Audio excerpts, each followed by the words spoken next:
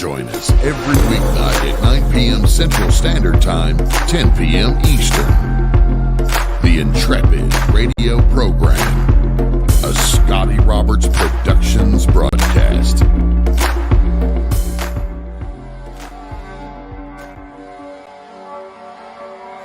Hey folks, welcome to the program. It's Friday night. Fridays are the nights we usually reserve. Well, when we do it, for Ghost Night. Sorry, I didn't have my mic set up. There we go. Or pulled over anyway. So I hope you're all doing well. I hope your week has been good. I chose tonight's topic instead of a strictly traditional paranormal theme because well, number one, it's of great interest to me, and I trust that it's going to be of great interest to you as well. The Egyptian Book of the Dead. Now, some of it is going to seem like your typical dry history. I'll make it as exciting as possible. But we're going to talk about what the Egyptian Book of the Dead was, what it is, what it was, and its meanings 3,000 years ago plus. And we're going to dig into that a little bit. The spells, some of the spells anyway, as well as just a little history of it. And you know this show, I like to say that this show is about politics. It's about history. It's about archaeology. It's about the metaphysical. It's about the spiritual, the occult, science, all of these different things. And I find these all as being things that are things that we all have an interest in. I know I have an interest in it all. And that's why we started the Intrepid radio program. And we are, of course, not broadcasting on radio right now. We're broadcasting as a podcast and over on my YouTube channel. And by the way, the music you're hearing in the background is a piece called The Boat of Millions of Years. And I'll tell you a little bit about that as we get into the show. But this was the boat that Ra rode, or Isis rode, as he went through the world of the daylight, with Ra shining in the sky, and also in the underworld, which is what we're going to spend a lot of time talking about tonight. So, folks, if you're listening over on the Instagram channel, you can come on over to the YouTube channel and join the live chat room over there. It's always a lot of fun. I have been out for a couple of days this week. We didn't broadcast at all Monday or on Wednesday, so maybe some people are out there wondering if we're even doing a show tonight. And I got to tell you, there was a day with this show where I didn't miss a beat. We did 5 days a week. And sometimes we pre-recorded, sometimes we went live, but we didn't miss a show. And it irked me. The perfectionist in me got irked by the fact that I might miss a show every now and then because something would come up. And it was rare and few and far between. Now, of late, over the last 6 months especially, there have been many nights I've missed. And some of that is due. I know some people get very concerned for me because of my health issues, diabetic, heart problems. I had the heart surgery. I'm going on 8 years since that heart surgery, and all of that kind of stuff. And this week, it was interesting, a little story that you've heard before. Oops, hit the wrong button. I'll kind of give it in brief here right now. I was in the Marine Corps 40 years ago. It was 1984. I had joined the Marine Corps. I was pretty oorah. It was during the Reagan administration and the buildup of our military, a lot of pride of country going on, pride in our military. And I had joined and I signed up for 6 years. Now, I had already gone through college. Yeah, the good old days, Elvis says in the chat room. Those were the good old days. They were indeed. And hey, James McMichael is here. Good to see you. Glad you're here. Everything's okay now. And who else we got? We got Randall Flagg is here. We got Roger Rabbit is here. Good to see you, Roger. Monica S is here. And I think that's all we've got in so far in the live chat. There's a whole bunch of you outside the chat that I can see the numbers that you are welcome to come into the chat. If you just want to listen, that's fine too.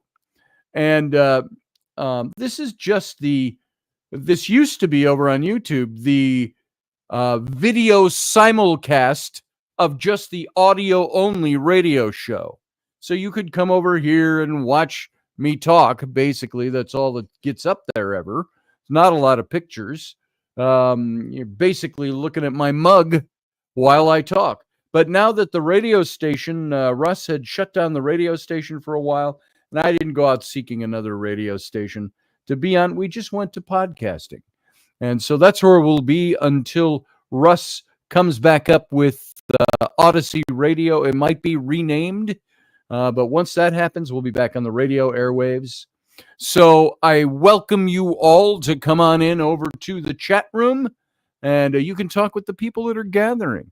The regular Intrepids gather in here. Now, I was giving you a story. Back in 1984, I had already been through college. I had already been through seminary. And it was one of those things. I was in my early 20s, and I wasn't finding work in my field. I did not go out looking for a job as a youth pastor working in church at that time.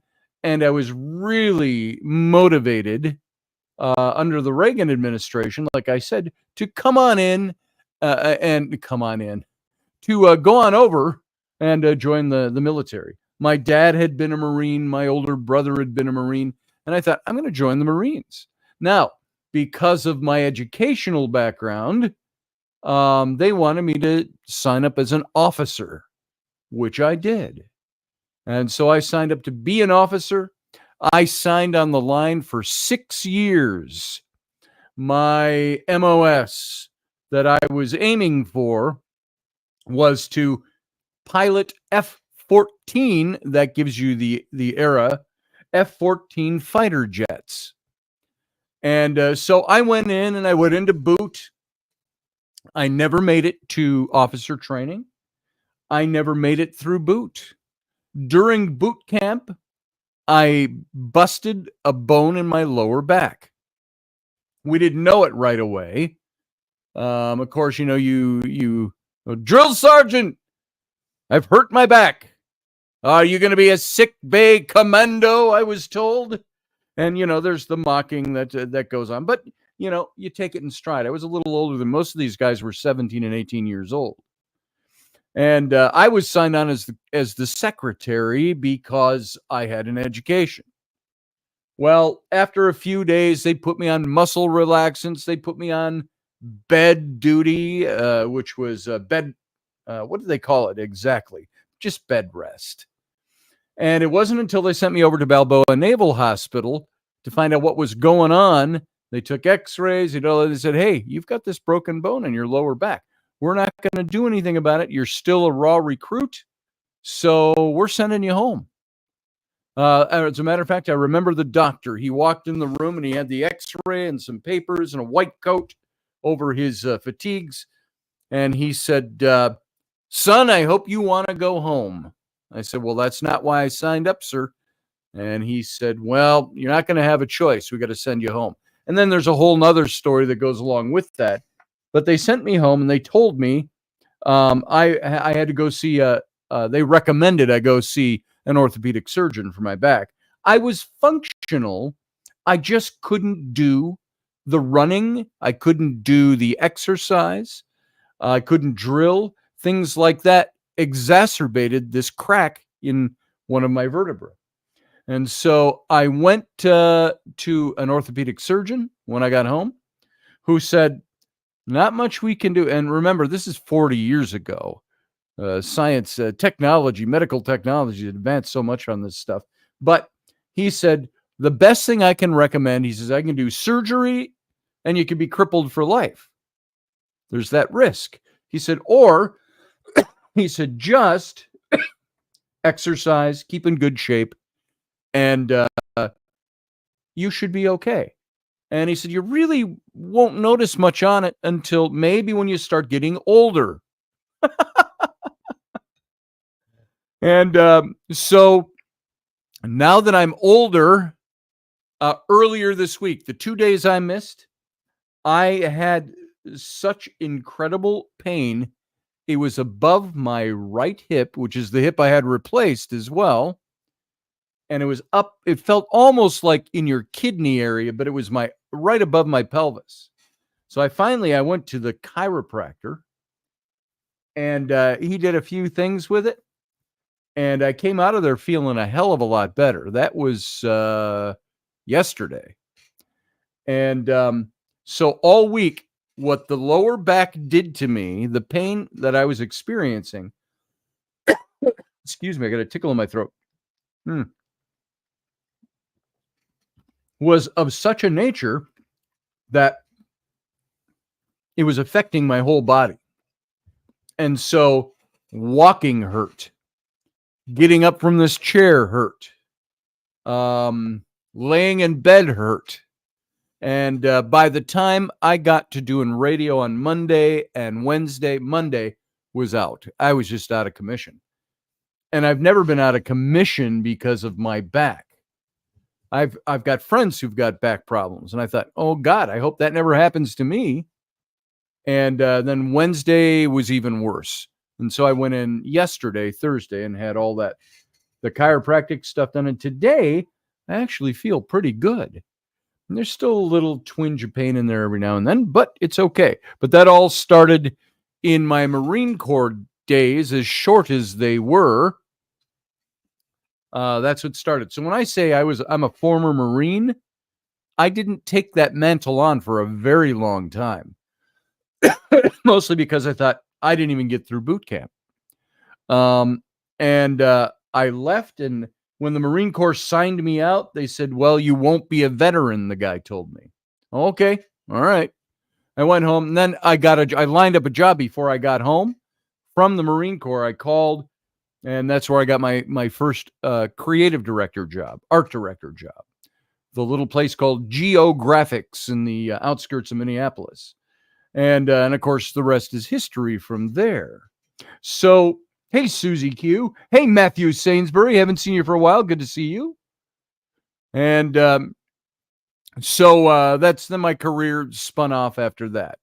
Who knows where I'd been, because, and I've told this story before, I was functional. I could get up, I could walk, I could do things. I just couldn't do the physical exertion because of my back. And so my drill instructor found out I was an illustrator, and he wanted me to paint a mural on the wall down in San Diego on the walls of Fox Company. And I painted a mural of a colonial Minuteman, bigger than life, holding a musket like this with the colonial flag fluttering in the breeze behind him. And and it was on a stairwell. So I was on a ladder for 2-3 weeks. He said, I'm not going to let you go home, Roberts, until you finish my mural. And it was a bit tongue-in-cheek, but he was serious about it. And then and so during that time in what they called casual company, they take you out of your unit and put you into a different company because you're going home. A lot of the guys in there, I'll be honest, were really injured guys. I felt kind of guilty. Some of them were not all their dogs barking. And some of them were just trying to get out of the Marine Corps.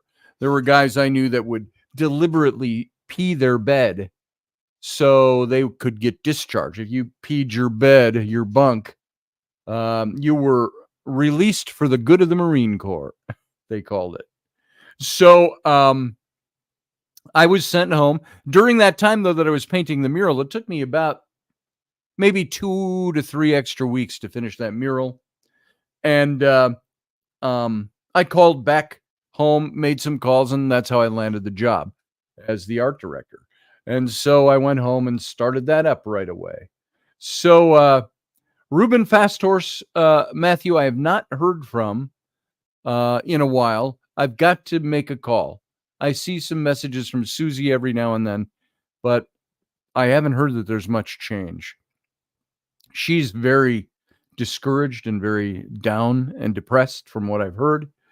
And she writes that it's very hard being with somebody you love and it's not the same person anymore.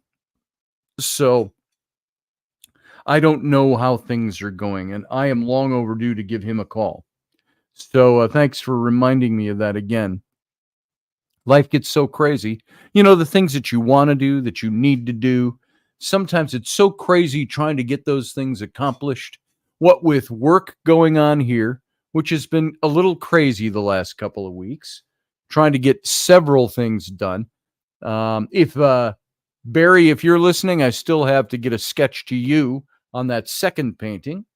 And my daughters, I'm doing some work for them, legit work, which is kind of cool. And all kinds of other projects from different clients. And so my friend Antone Dabbs, who I wrote a book for him 2 summers ago. And then he wrote his own book this last year. And I just started doing more work for him on his websites and stuff. And so that's been fun. And so it's been a little busy, knocking a lot of stuff out over here. So, and in the middle of all that were my eyes, and my eyes are still healing up.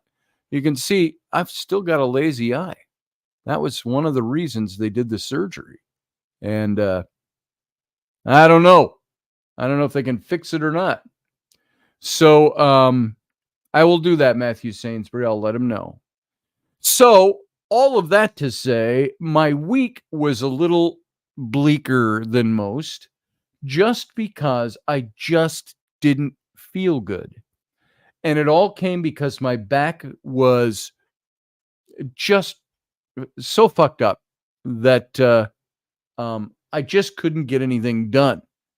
I was down here sitting at this computer working on things, but it was really hard to keep myself motivated. And just walking to the car was a task this week. So when I was out Monday and Wednesday of this week, it was legit, folks. So I'm sorry I wasn't here. And so hopefully we can play a little catch up and get ourselves back on track.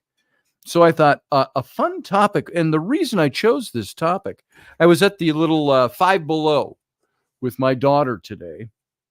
She had to pick up a couple of things for homecoming. And they have a book section where every book's like $5 or less. And I saw this little book, the Egyptian Book of the Dead. And it's the whole Book of the Dead. These are the old papyri that you'll find. One of these papyri, when they rolled it out like a scroll, it rolled out to be, it was like 40 meters, which is what the measurement said, which was roughly between 110 and 120 feet long, this whole Book of the Dead. And it has several different sources. And I saw this and I picked it up and I said, you know what? This is something we haven't addressed on this show. And with all my connections to Egypt, because of the things I've been involved in with John Ward, I went over to Egypt and I wrote a book with him over there. You all know my travels over there. I've been over there. I keep wanting to say 5. It might have been 4 times in the last 10 years. And a lot happened. And you've heard a lot of the mystical side of Egypt along with the archaeological side. So John and his wife are archaeologists over there at the big site of Gebel El Silsila. And So I got to be able to go over there and work with the site. And I went over one time for a month and just shot pictures of everything. Just walked all over. This site is 23 miles square in the desert, south of Luxor, a little north of Komombo, and right on the River Nile. It spans both sides of the Nile, their site. And I would just go throw a little pack over my shoulder and take my camera, and I'd just go wandering out on the site on the edge of the desert and up into the rocks and the crags, and just always had a good time there. And that was a big part of my life for a very long time. That, as most of you know, that bust sitting right back over there is a bust of Senenmut. And those of you who know, that's my candidate for the historical Moses. John had that made for me out of limestone, a big chunk of limestone that he took off the ground, just rock, over in the quarries of Hatshepsut, the pharaoh during that time. And he brought it to a local artisan who carved that for me. And John carried that on a plane all the way over here to surprise me with it. And by the way, that's a little Indiana Jones action figure with the Staff of Ra and the headpiece of the Staff of Ra over on the top of it. He's standing right there next to Senenmut. And I've got my whole Egyptian cabinet over there with all my stuff. We're going to talk about these guys a little bit, make mention of these guys. I pulled them out of my cabinet. These are Shepti. And these Shepti were the little carvings that they would put in the tombs of mostly the elite, obviously the pharaoh and the royal house, but the priests and the scribes and all those big high muckety mucks would have these kinds of things. Now, the common people did this too, but it was very different. But these are the kinds of things that they would put spells on these. And these would be the servants that would serve the person who had died in the afterlife. And size and rank and different spells and things were on them. And so we'll talk about that just a little bit more as we go on. I'm seeing something here. I have sciatica nightmare, says Susie Q. Never really goes away. I am sorry to hear that. I suppose this was a sciatica that's caused by that break in the bone, because that break allows my disc down there to slip. And when it does, it can go down my whole leg. And it doesn't matter what side. Sometimes it'll hit the left, sometimes the right. So the right was the one that was really out of whack this week. And it just kind of curved over the top of my pelvic bone on the right. And it was rough. So those of you who experience this stuff know that. And so I was, like I said, I'll just repeat for the sake of everybody. I was down and out for a few days. I would drive the kids to school. I'd come back. I'd sit on the sofa, have some coffee and watch the news and just fall asleep again. And Rainey was like, "Are you okay? Because you're sleeping all the time." And so, that's what it was like. And by the time it came time to doing radio on Monday and Wednesday, I was like, I cannot do that. I could sit here and blether, but I wouldn't have been able to do anything. My mind just wasn't functioning well. So that's where I got my first flashbacks of saying, Joe Biden is only like 18 years older than me. 16 years. I was talking to my mom about that today.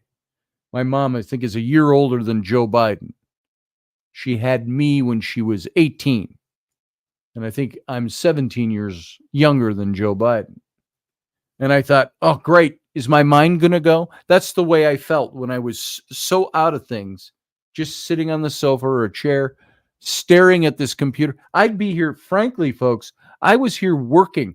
I was drawing pictures. And I would open my eyes and realize I'd fallen asleep drawing. Or working on the computer doing digital graphics. And I would fall asleep this week doing graphics. And I'd open my eyes and I'm like, what'd I just do? That's what it was like this week. So forgive me for being gone for a couple of days. Hopefully we'll get that thing done taken care of.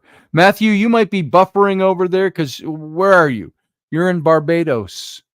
So your internet might not be quite as hefty as most of our stateside. So I don't know how's the storm affecting you. It's going off into the north of Florida, so north and east. So not sure how it's treating you out there. Anyway, all of that to say that this is where we are right now. This is where we are today. And I wanted to get back into this and catch up with something that was interesting and exciting. And so I thought, you know what? The Egyptian Book of the Dead might be just the thing, because you hear it mentioned a lot. Well, that's on the Egyptian Book of the Dead. Oh, the Egyptian Book of the Dead. Or as Boris Karloff said as the Mummy, the Egyptian Book of the Dead. Whatever. So, it's spoken of in hushed and mystical tones. And so it is a real thing. It's several books that are compiled that make it up. And it's and I've got a lot of information up here about the Book of the Dead. And so I could start by just telling you, let's do this. Let's just launch into it. Let's kick it off. Among some of the most intriguing aspects of the Book of the Dead, and this is a compilation of it, is that it has this special fascination for me, for anybody who's interested in Egyptology, and if you're intrigued by history or the mysteries of past cultures, the Book of the Dead offers a really unique glimpse into the spiritual life of the ancient Egyptians. This guide explores this ancient text in detail, and it highlights its key spells and all the questions that people ask. And so we're going to try to look at, depending on the time we have, what's the Book of the Dead? Who invented the Book of the Dead? Has a Book of the Dead ever been actually found? What are the key spells in the Book of the Dead? Are they things we could do today? I was playing a little bit of that music at the beginning underneath that was from the Boat of Millions of Years, which was the boat that was ridden by Osiris, as he crossed over the day and into the underworld. We're going to talk about some of the Egyptian gods and monsters that appear in the Book of the Dead, and see some of the questions that revolve around it. The first thing I want to do, to give you a little fictional look at this, is something you've heard me read a few times before. There is this illustrated book that was supposed to come out last year, and it has not come out yet. I'm not the publisher, but my book on the how to be an archaeologist. And let me see, I've got it up here, and there's so many windows that popped open. I'm going to see if I can find this for you. Let's see, let's open. I'm going to open here because I want to read you a little passage from this. Let's see. How to be an archaeologist. Let's see if it comes up under that search. If I could spell right, I don't have my glasses on. To be. Sorry about that. Nope. I can't see my keys without my glasses.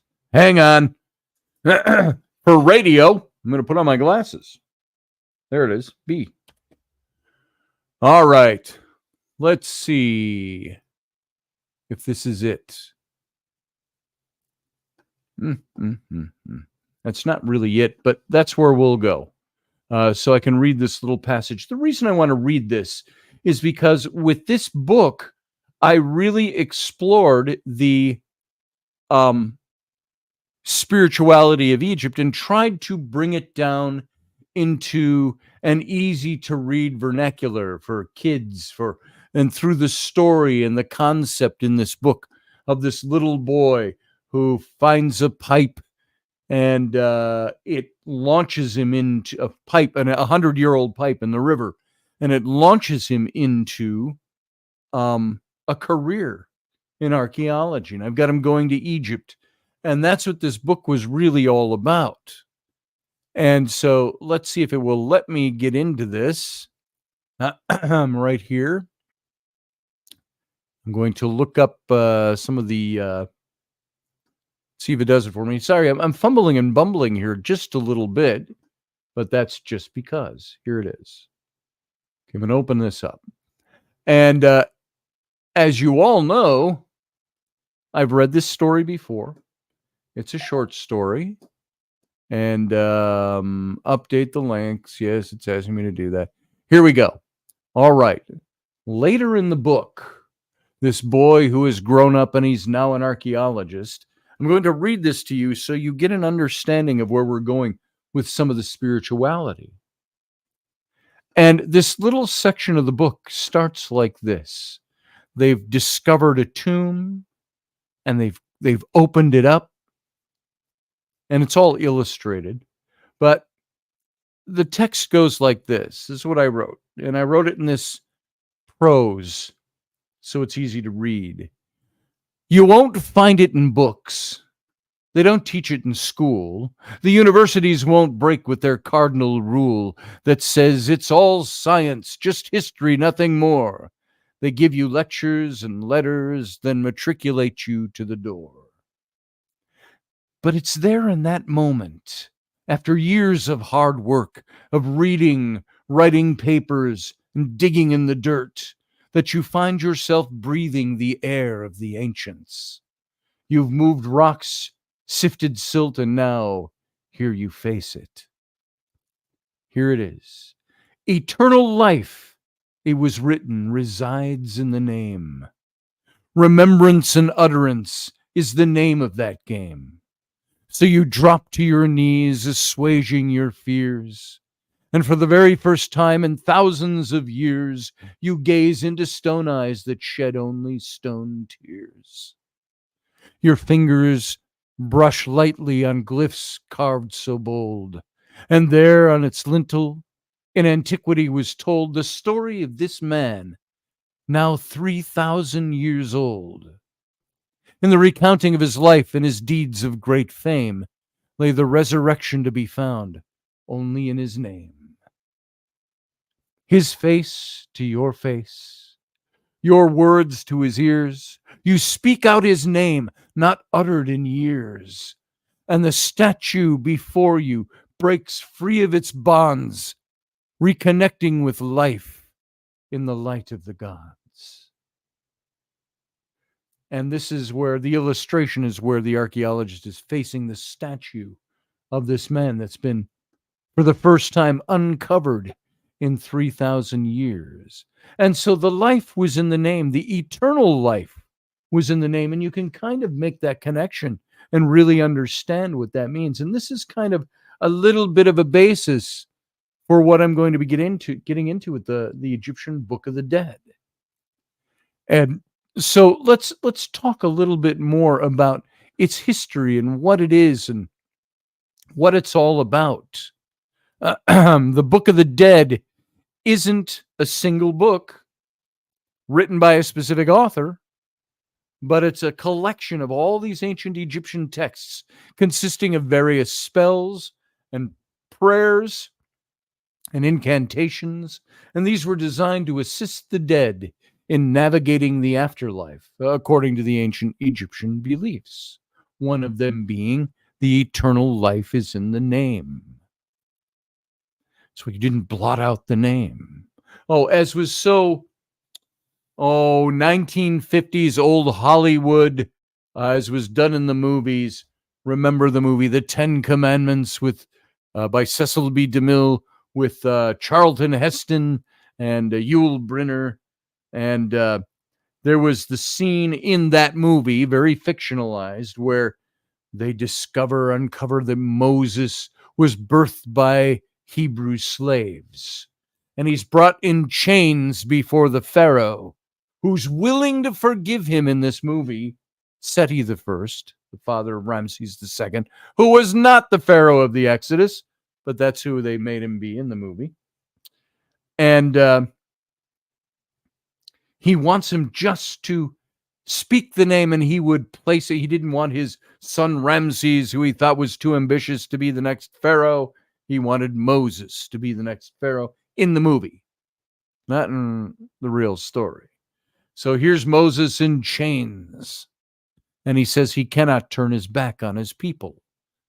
So Pharaoh, broken-hearted yet angry and stern, sends Moses out to be exiled into the wilderness, and nobody would ever again speak the name of Moses. And then, of course, slightly later in the film, he's dying, which is going to leave Ramses II as the Pharaoh. And he's laying in his deathbed, Seti II, and he says, realizing that Ramses is going to be the Pharaoh, he says, I'm going to break my own law and for one last time utter the name of Moses. And he dies. So that's a Hollywood version of this same thing. So there were all these writings, these prayers, these spells, these incantations, these were designated or designed to assist the dead in navigating the afterlife. Because according to Egyptian religion or spirituality, you had to face Osiris, who would weigh your soul on the scales to see if you could pass into the life of the afterlife. Now,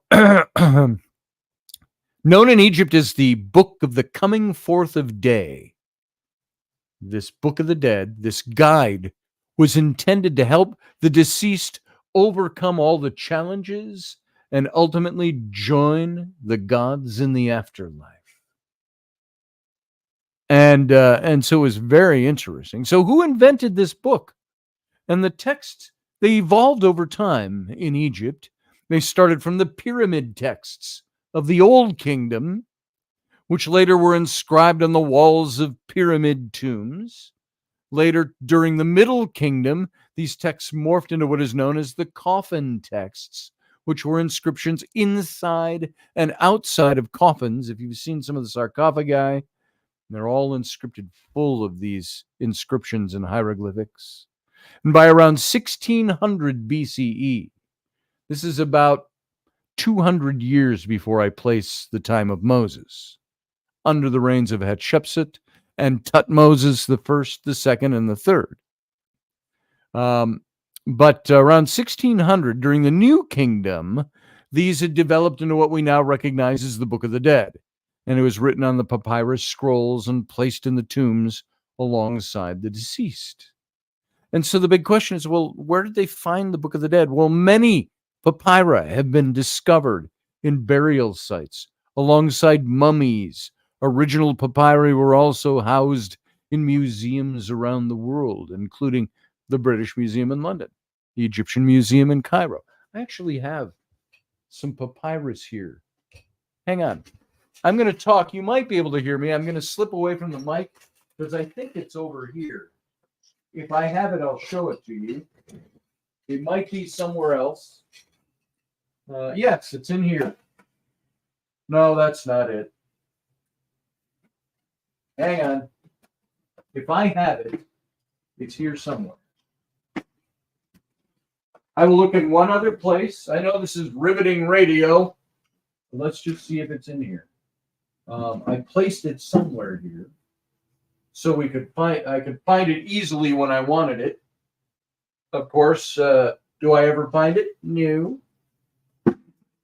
Got one other tube I'll look in. If it's in here, we might be lucky. No, that's something completely different. So I've got it stashed somewhere else. So if you heard all of that, that papyrus is somewhere here. But it's a papyrus I got in Egypt. I think John Ward got it for me. That's a modern painting on a papyrus. I'm just going to show you what papyrus looked like, but I don't have it right here. It's stashed somewhere around here. We'll show it another time. I didn't think of that ahead of time, or I had it here. So there are some key spells that you'll find in the Book of the Dead. And it contains all kinds of spells, numerous spells. Each are crafted to aid the deceased in their journey through the afterlife. And what exactly is a spell in the context of the Book of the Dead? We think of spells, we think of witches, we think of Halloween, we think of paganism, we think of Wiccanism, casting spells. I've cast spells for certain things. There will, here, I'll just say this here and now. There are spells I've cast to rid myself of certain things that I want to overcome, or certain people who have affected. There was a spell I did once, and this was before I even knew Rainey. It was around the same time we met, but I would take things and write them on a piece of paper. Either the people who were causing me problems, or the problems I had caused, and things I wanted to rid myself of. And you write those on a piece of paper and you fold it all up. All while I've got incense burning while I'm doing that. And then I take and light it on fire and let it burn with the incense. And then I would take those ashes and spread them on the wind, or just go outside. If there was no wind, you just spread them. And the idea was to eradicate it from your life. That was the idea. That's a small spell. That's a kind of a spell that you can do. And it's really a spell of affirming that you are releasing something. We did a spell, and I've mentioned this story before, in our old church. They would never have called it a spell, but it's the same kind of thing. On Easter, they laid a big 12-foot long rugged cross in church on the steps that go up to the altar, or the stage, if you're not an altar kind of a person. And when you walked into the sanctuary that night, it was Good Friday, there were 3 little baskets. One basket had little pencils. Another basket had old antique looking nails, the square tip nails. And the other basket had sheaves of little square pieces of paper. And a little sign that said, take one of each. And when you got into the sanctuary, the pastor said, I suppose you're wondering what this is all about. He says, here's what I want you to do. He says, I want you to take that little piece of paper and the pencil, and I want you to write down all the sins that you have committed, that you believe are sins that are too great for you to bear, or too great for God to forgive. He said, don't put your name on it. Just jot some things down. The things that you think are unforgivable. He says, and we're going to play music. And he says, I want you to get in a line down the center aisle of the church. Take this paper, fold it up, take your nail, and when you make it up to the front of the altar where the cross is laid here, we've got 2 mallets sitting here. I want you to take a mallet and nail those sins into the cross. And of course, the word picture there was that Christ's death on the cross was the act of propitiation or atonement for all of those sins. And you were like when I would do with a Wiccan spell and write down things similar to that and burn them with the incense, with a candle, and spread them on the wind. This was supposed to be a word picture or a religious spell where you would take the sins and nail them into the cross and recognize that they are eradicated. So we even have it in Christianity in different forms. So all of these spells were all put into these various books and scrolls of the dead. And in the Book of the Dead, a spell refers to all the written words that have magical properties to them. And they were believed that these spells were there to protect the deceased or provide the dead with special abilities in the afterlife. And each spell had a specific purpose, such as protecting against harmful creatures, ensuring the provision of food in the afterlife, granting the ability to breathe in the afterlife or speak in the afterlife. And I've got some of the key spells here. They're not, I don't have them all, no pun intended, spelled out here in detail, just what they were about. Spell 125, as it's been numbered, is the Declaration of Innocence. Spell 125 is one of the most famous spells in the Book of the Dead. It involves the deceased declaring their innocence of various sins in front of the panel of 42 gods. And this declaration was part of the weighing of the heart. Remember, I said you would weigh the heart with a feather. And a critical test where the heart of the deceased was weighed against the feather of Mot. It was Mot, I think I said Osiris. Mot, who did the weighing, the goddess of truth and justice. And passing this test was essential for continuing the journey to the afterlife. I'm going to see where in this little book, and I had left it in the car, and Rainey took the car, and it wasn't until 2 minutes before the show that she pulled back in here. She's at the homecoming games, but where she, I said, you got a book up there I got to grab out of the car. I'm glad you stopped back home. Let's see if it's got it in this particular book. Spell one. I'm going to see if it has a glossary in here. The gods. It's got the gods listed in this little book. The spells. Let's see if it's. I don't know if it has it listed in this book. I might just have to look it up directly. It's got plates listed, the introduction, the bloody. No, it's not. It's not listed in this book the way I want to see it. So I'm going to look it up. Spell 125. Book of the Dead. Because I want you to hear how these things were worded. Let's see. Spell 125, Osiris and the Judgment of the Dead. It's one of the longer spells in there. And, of course, I go here and the spell isn't spelled out. Spell 125 is usually the longest spell in the Book of the Dead. And it's one of the key points in a person's journey into the afterlife because it represents the point where his or her life and deeds were judged. And the Papyrus of Ramos, Book of the Dead, is quite broken up in this area.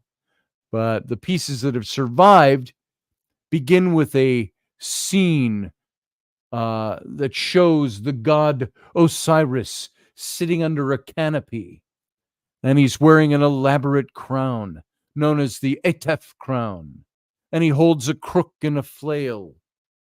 And his body is wrapped in white linen, which is overlaid with a pattern of feathers. And his face and his hands are covered with gold foil.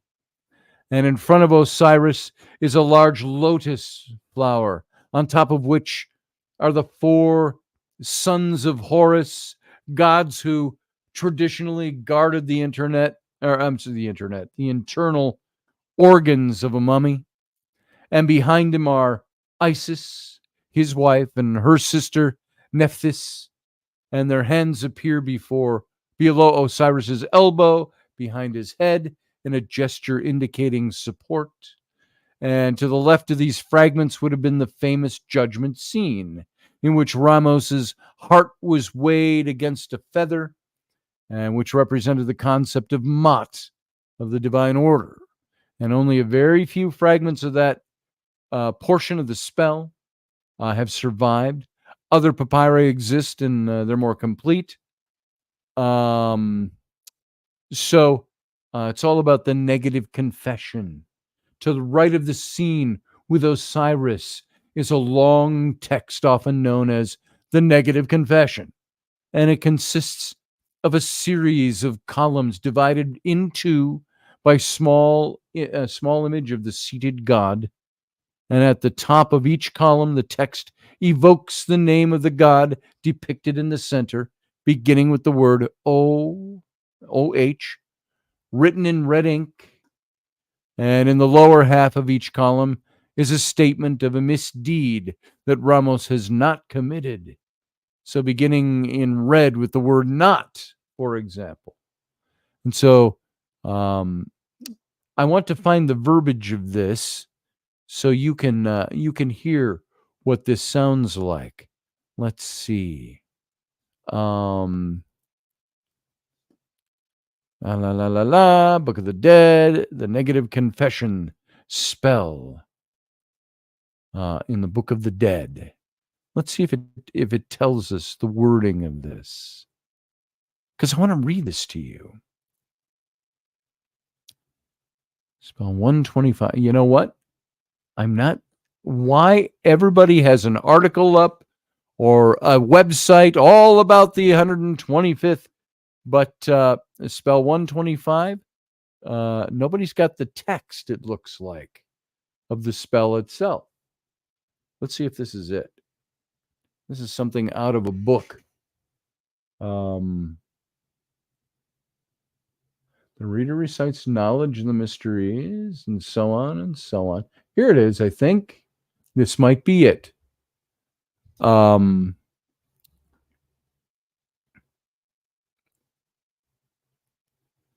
truth, blah, blah, blah. I think this is some of it. This is how it would sound. Hail to you, great God, Lord of the two truths. I have come before you, my Lord, just so that you might bring me, so that I might see your beauty. I know you, and I know your name and the names of the 42 gods who are with you in this hall of the two truths, who live on those who preserve evil, who swallow their blood on the day of the reckoning of characters in the presence of Winifred.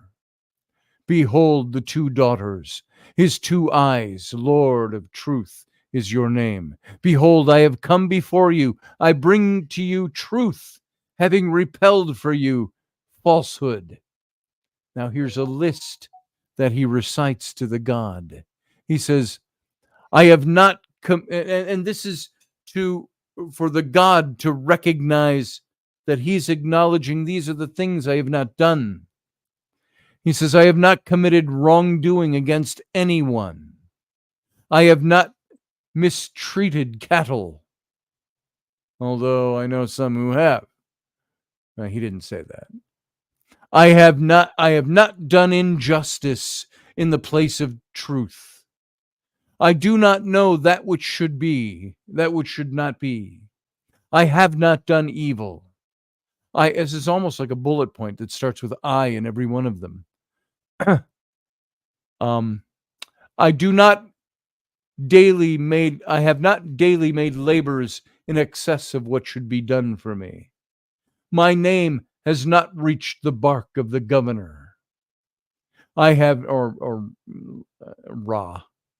I have not debased a god.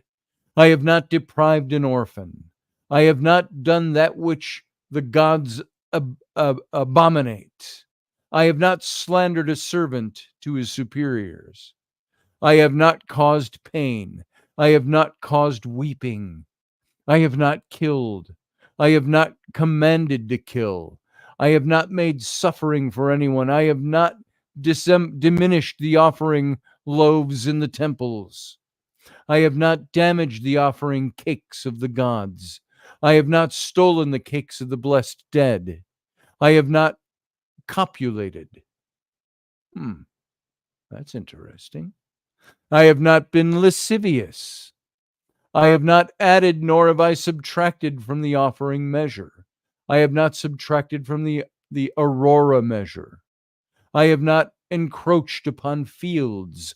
I have not added to the weight of balance.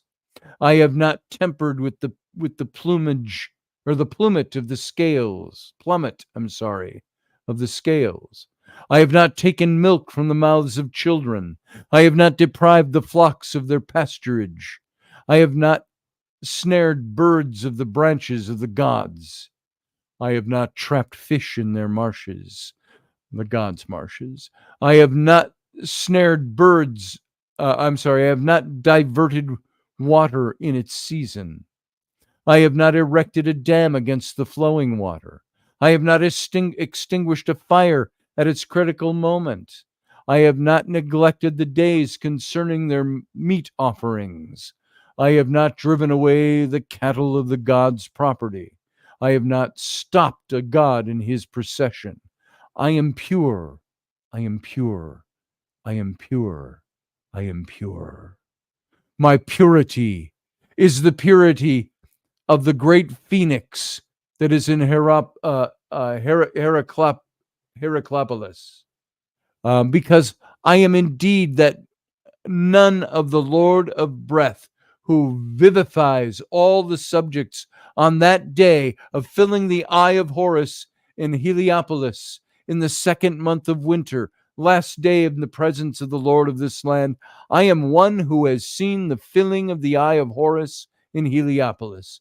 Evil shall not happen against me in this land or this hall of the two truths, because I know the names of the gods who are in it, the followers of the great gods. O wide of stride, who has come forth from Heliopolis, I have not committed wrongdoing. O embrace of fire, who has come forth from Egyptian Babylon, I have not robbed. O Beaky, who has come forth from Hermopolis, I have not been envious.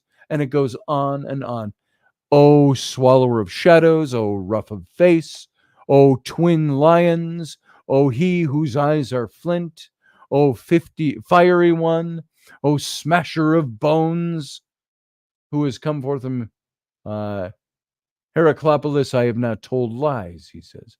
O sender of flames, O cavern dweller, O white-toothed one, O eater of blood, O eater of entrails, O Lord of truth, O wanderer, O pale one, O double evil viper, and even this list goes on and on.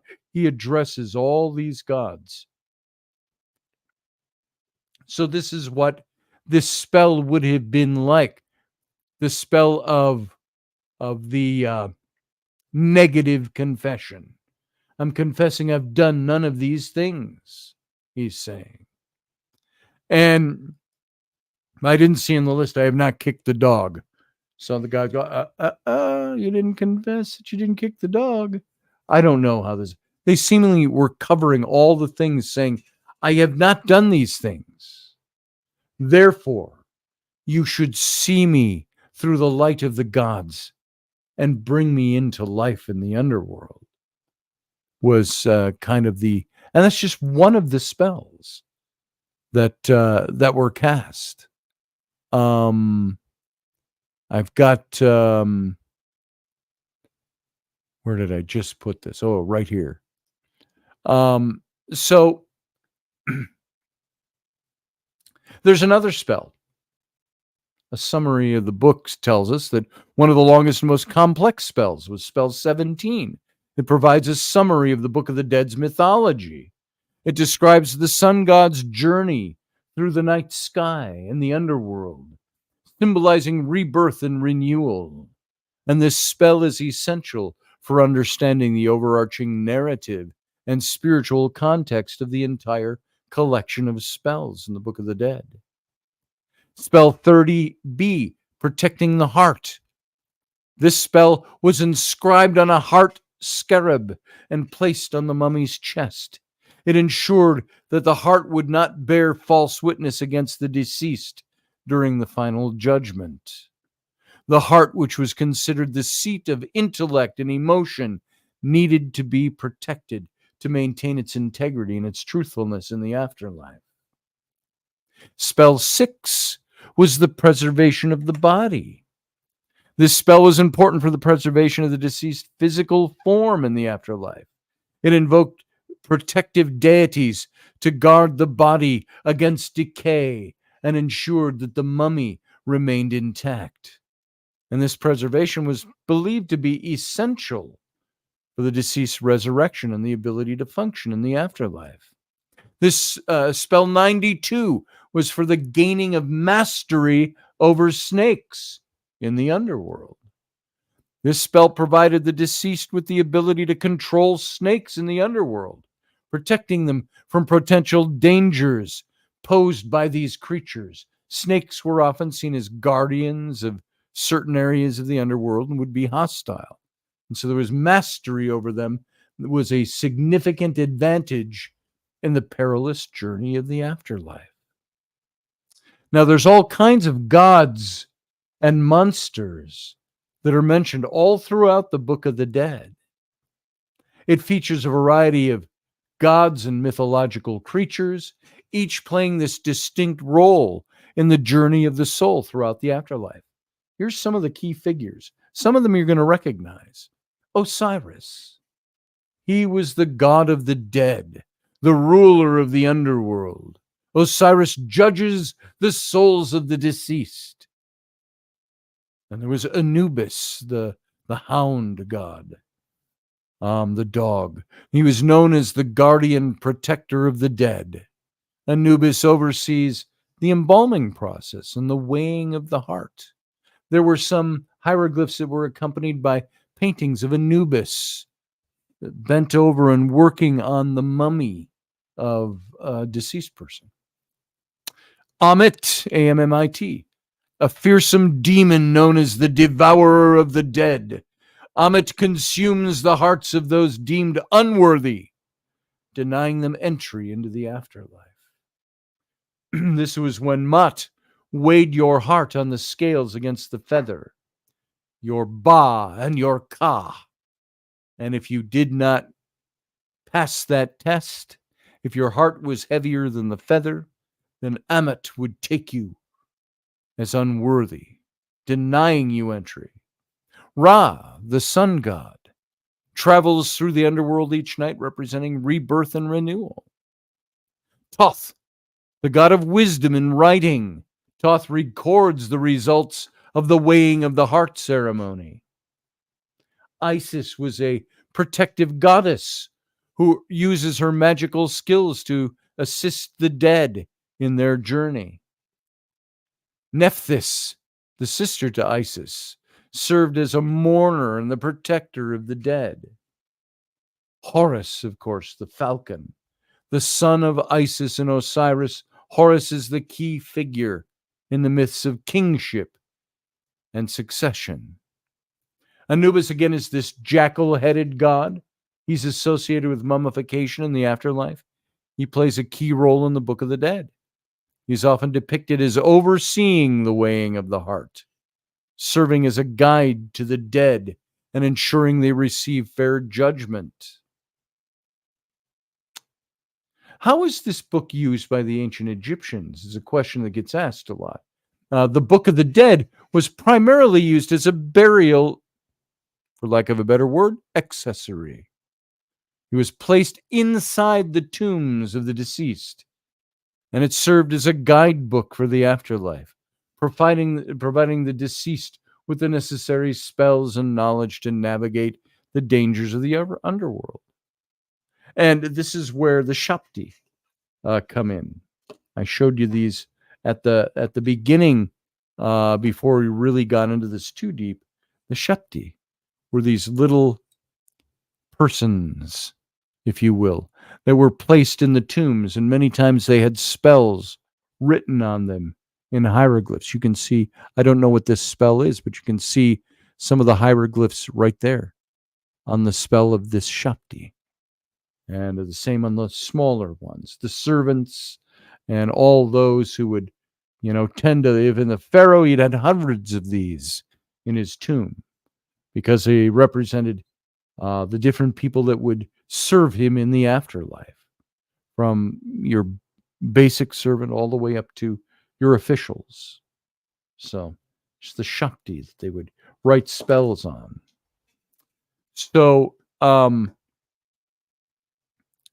this to me is all incredibly interesting. And you can see, if you study this long enough and deeply enough, you can see how all this has affected some of our modern day religion. There was a theory, by the way, when I spoke of speaking the name was what held eternal life. There was some theorizing that Moses, when he wrote the book of Genesis, Exodus, Leviticus, Numbers, Deuteronomy, that in the account of his life, he mentions Pharaoh's daughter, he mentions the Pharaoh of Egypt, he mentions the Pharaoh of the Exodus, but he never names them. And some people were like, well, why didn't he name these people? He didn't forget who they were. Some have said that he didn't put their names in the Holy Writ because he did not want to give life to their names.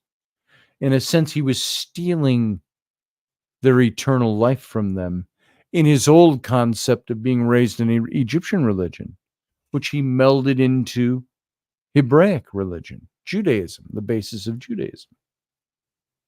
Now, if you're a Jew out there, don't go apeshit on me. I'm not saying that Judaism is an extension of Egyptian religion. I'm saying the things that Moses incorporated. We see lots of things incorporated. Moses incorporated the ancient Sumerian religions into his writings when he speaks of the Nephilim. Moses included when he described how to build the temple, which was just the tent, the tabernacle that was mobile in the desert. And they'd pitch this big tent, which was a precursor to the stone temple that Solomon built in Jerusalem. And 1,000 years later, well, not quite that far, 1400 to 900. So, 500 years later. And the floor plan of the temple with the holy place, the Holy of Holies, the altar where the Ark of the Covenant sat, the bark shrine, which is what the Ark of the Covenant was, an Egyptian bark shrine compared to. All of these things were things that Moses borrowed from what he knew when he really codified Judaism. So all of these things carry over. And let's see. Just looking at some of your comments in here. Thank you, Matthew, for putting a bunch of stuff in here about some of the Egyptian gods. Obviously, an area of study of yours since this show brought you in tonight. We haven't seen you for a while. Your number of comments, this is something that he's looked into a great deal. So thank you for putting all that information in the chat room, Matthew. And welcome to anybody who's staggered in here that I missed on the way. And so there's a couple of other things that I wanted to mention here. Let's see if I've got this. The Book of the Coming Forth of Day, Ancient Egyptian funerary text. There was a little more something about the Shafti here that I wanted to mention that I'm not seeing off the top of my head. Plenty of pictures of what this looks. Just think of a whole hieroglyphic thing with pictures on the top and sometimes bigger pictures. Think of like the Book of Kells, the Irish Book of Kells, and how that's illustrated. This was done this way in Egyptian culture with hieroglyphs. Talking about where the text came from, we mentioned that. How they were carved on the Shafti. I guess that's enough to know about that. I thought I had in this also some of the spells, the language of the spells. The Book of the Dead is made up of a number of all these individual texts. They're accompanying illustrations. And I say most subtexts began with the word. which can mean mouth or speech or spell or utterance or incantation or chapter of a book. And this ambiguity reflects the similarity in Egyptian that's thought between ritual speech and magical power. And in the context of the Book of the Dead, it's typically translated as either a chapter or a spell. There's 192 spells in total that are known, and no single ancient manuscript contains them all. They served a range of purposes. And like spells 26 through 30 and individual ones 6 and 126 relate to the heart and were inscribed on scarabs. There's all these different kinds. I'm looking for the wording of one of these spells. I'm not seeing it. There's not many, at least online. I'd have to dig through a little bit more. But to give you the actual wording, because I'm not finding many places that give the wording of other than the one I read you from 125. So there was judgment was talked about. For instance, the spell about judgment. This was the Papyrus of Ani, A-N-I. And some of the 42 judgments of Mot are visible here. And the weighing of the heart is part of this. The deceased's first task was to correctly address each of the 42 assessors of Mot by name. While that's all the things that I was listening to when he's listing all these different names of the assessors of Mot. While reciting the sins they did not commit during their lifetime. So this process allowed the dead to demonstrate that they knew of each of the judges, they knew their names, and established that they were pure and free of sin. And if all the obstacles of the duat, that is the underworld, could be negotiated, the deceased would be judged in the weighing of the heart ritual. And that's depicted in spell 125. And the deceased was led by the god Anubis into the presence of Osiris. And there the dead person swore that he had not committed any sin from a list of 42 sins. And he's reciting a text known as the negative confession, which we just read from a bit earlier. Then the dead person's heart was weighed on a pair of scales against the goddess Mot, who embodied truth and justice. Mot was often represented by an ostrich feather and the hieroglyphic sign for her name. And at this point, there was a risk that the deceased's heart would bear witness, owning up to its sins committed in life. Spell 30b guarded against this eventuality. If the scales balanced, this meant that the deceased had led a good life.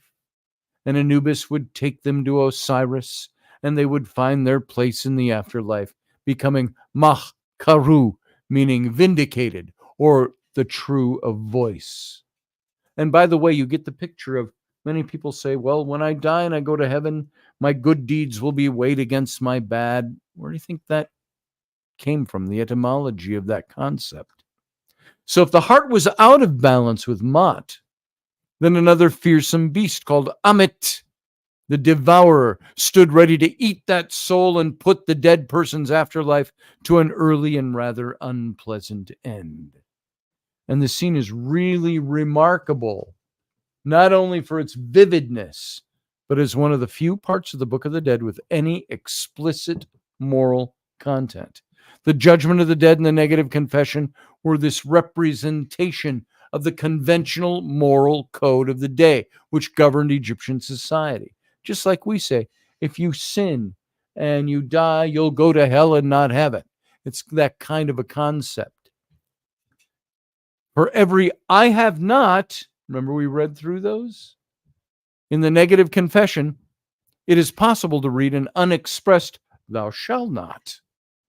while the 10 Commandments of the Jewish faith and Christian ethics are rules of conduct laid down by a perceived divine revelation. The negative confession is more a divine enforcement of everyday morality. It's like the Egyptians had the 42 commandments. That's what those, I have not done this, I have not done that. So the views differ among Egyptologists about how far the negative confession represents a moral absolute, with ethical purity being necessary for progress to the afterlife. It's kind of like this. When we look at the 10 Commandments, the law of Moses, people say, well, I've obeyed the commandments, and so I think God will welcome me in. But there was an interesting passage in the New Testament, the words of Jesus himself, who said, the law was not written for you to be able to obey it in every concept, its moral code. It was written to show you that you are imperfect and cannot live up to God's moral code, and therefore it's his grace that saves you. That's interesting. So the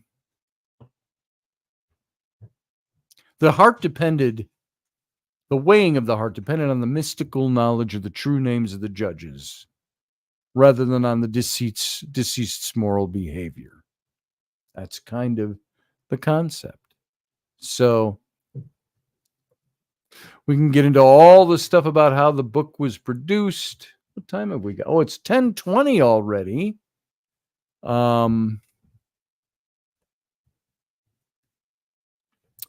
There's all this physical characteristics of the Book of the Dead papyri.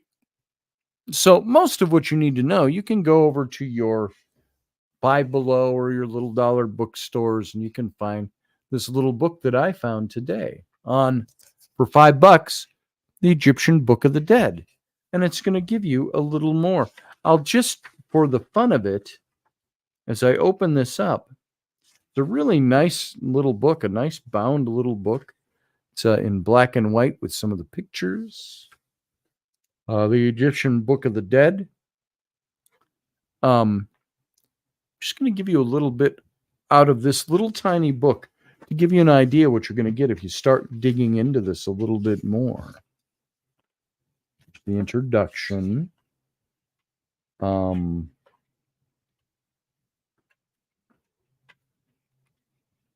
Book of the Dead. I'll just read this out of this little book. This will give you a little more solid context. Let's see. To set the Egyptian Book of the Dead in its wider context, we need to remember that the civilization of ancient Egypt, the Egyptians of the pharaohs, endured for well over 3,000 years before it came to an end with its annexation by Rome in 30 BC.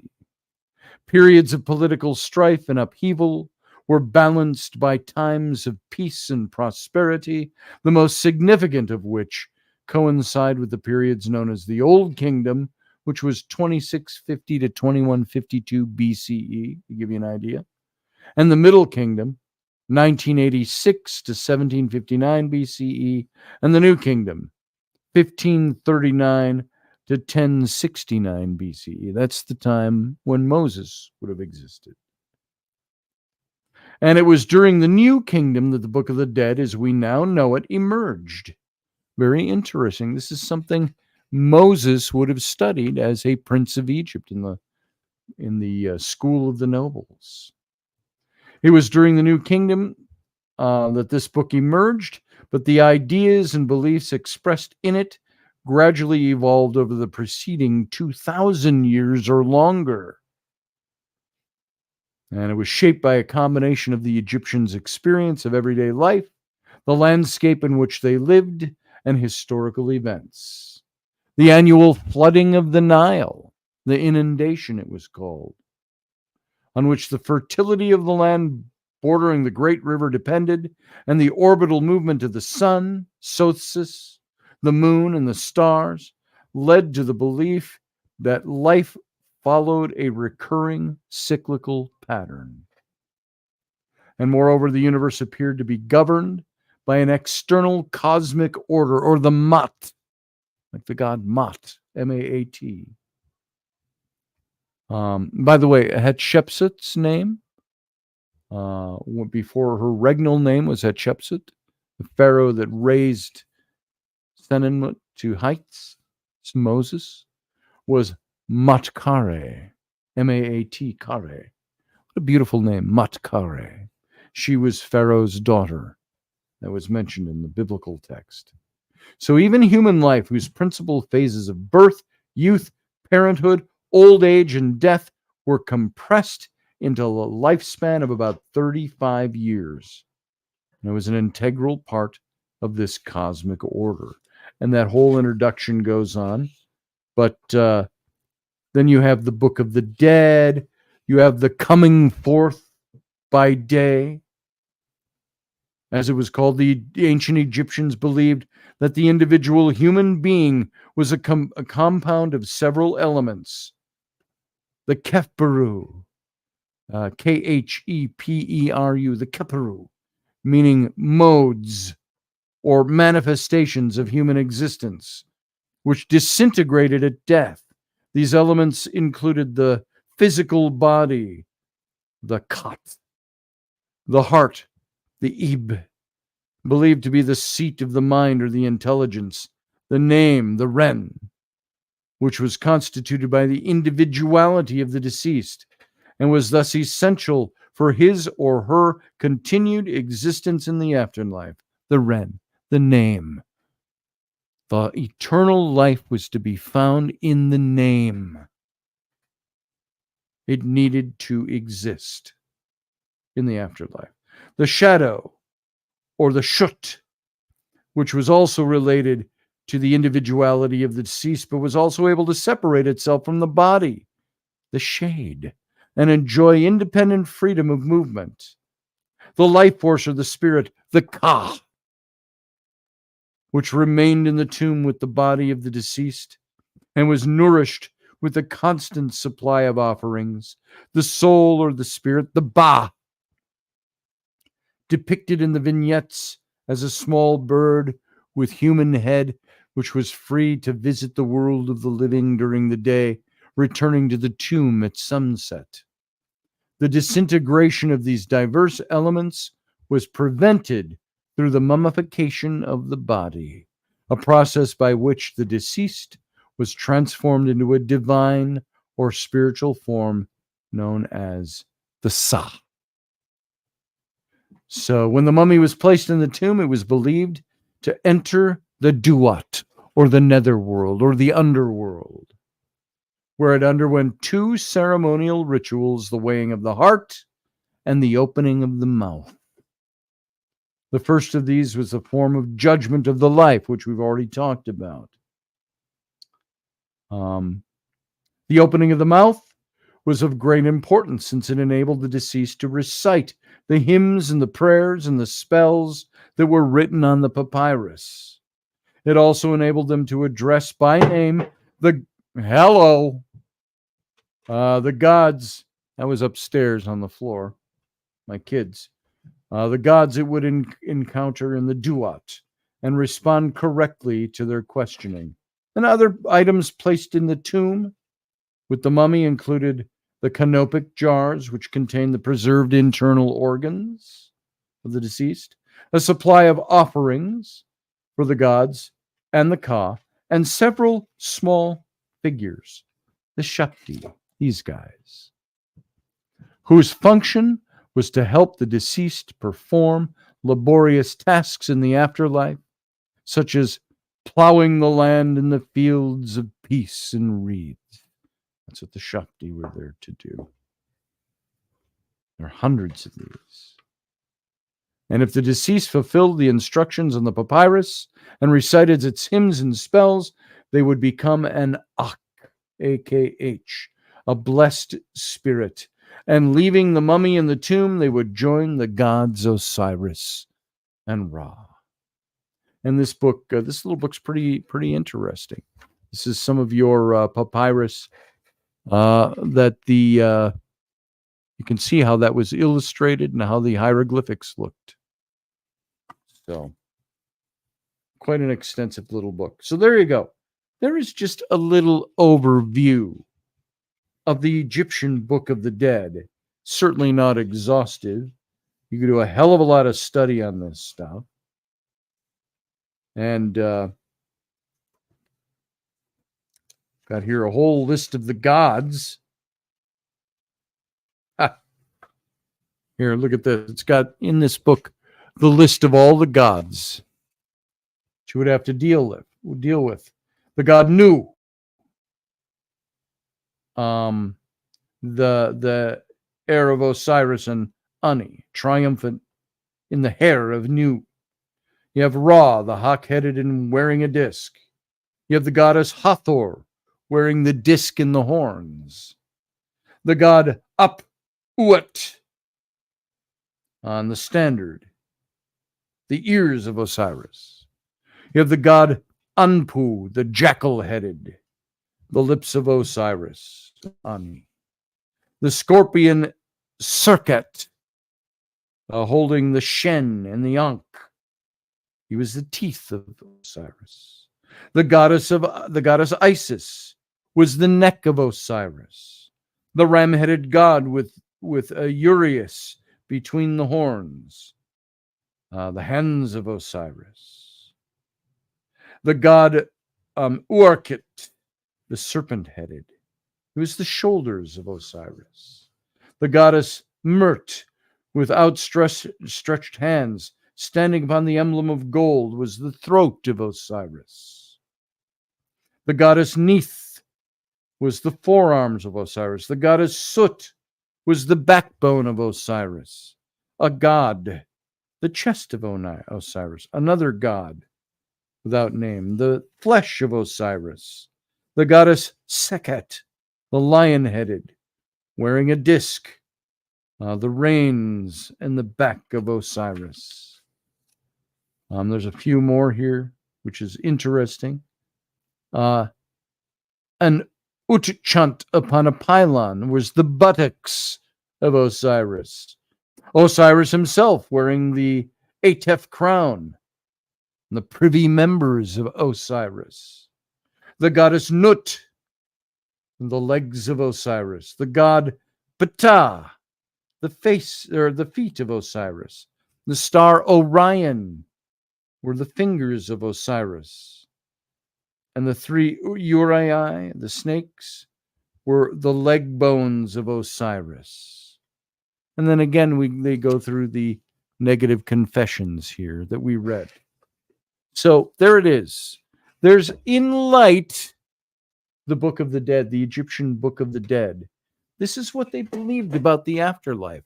And it seems incredibly complex. You needed to know the names of all these gods, which were the commandments, really. You needed to make statements about the things you had not done, and which were the commandments. And so the Egyptian Book of the Dead, very interesting read.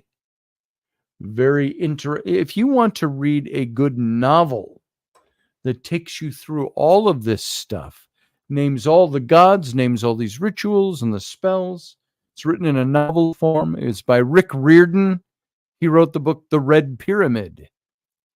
And it's a story. It's a fictional story. And he had a couple of books in that series. He's the one who wrote the books about Percy something and the gods of Olympus. He wrote that series of books. I've got all these books for my kids over here. And the whole story of the Red Pyramid is these twins who were actually, you find out later, I can't tell you, the son and daughter of one of the gods. And the whole story is in modern day, but they encounter all the gods. It's the retelling of the story of the gods. Percy Jackson. That's it, Matthew. Yep. So you want to pick up a good novel? Pick up The Red Pyramid. And there's a couple other books that were part of that series, which were very, very good. So there you go. That's all we're going to talk about regarding the Book of the Dead. We could hit on it again some other time, But for now, we're going to end this here. It's 10:30 already. We've gone an hour and a half on this. So here's what we're going to do. We're not going to have a captain's cabin tonight. We're just going to bring this all to an end tonight. And it's something that I think, I hope you enjoyed this. I hope that you found this interesting like I do. John Ward and I did so much of this talking about these things when we did our show back a few years ago, 7-8 years ago, and our travels in Egypt and our book, on the historical Moses. And so you can find this stuff is very, very interesting. I hope you've enjoyed this. And we're going to get out of here because, you know what? The back thing and the whole week, I'm just a little tired out at the end of the week this week. But I'm glad that I was able to make it here tonight. I'm glad you were able to make it here tonight. I hope you've enjoyed this. And everybody who gathered over in the Instagram, I see you there. Lauren Mulnix was here. Good to see you, Lauren. I don't know if you guys are all still there, but Spirit Quest was here. Who else have we got? James McMichael was there, but he also came in. Robert Rust was there. Janice Ananuzzi.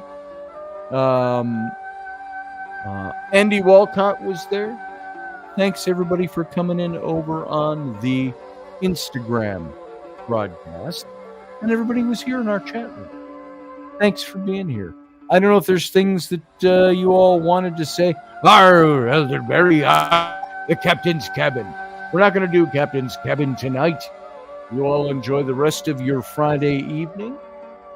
And as late as it is, I'm actually going to go get something to eat and then probably go to sleep. It's been that kind of a week. So thank you for being here. We'll be here again Sunday morning. What's happening Sunday morning, you may ask, if you're new here? Sunday morning is our more informal show. The Sunday morning show with Scotty and Rainey. It's Sunday. Sean Stroik, good to see you. He says, great info. Great show. Thank you, brother. And thanks, everybody, for taking your time and coming in. I appreciate it. And we'll see you Sunday morning. And until then, I'm just going to tell you, guess what? Live long and prosper. And we'll see you next time. You guys have a good night.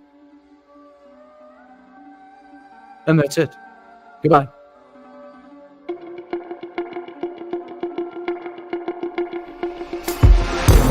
The Intrepid radio program with Scotty Roberts. Intelligent talk.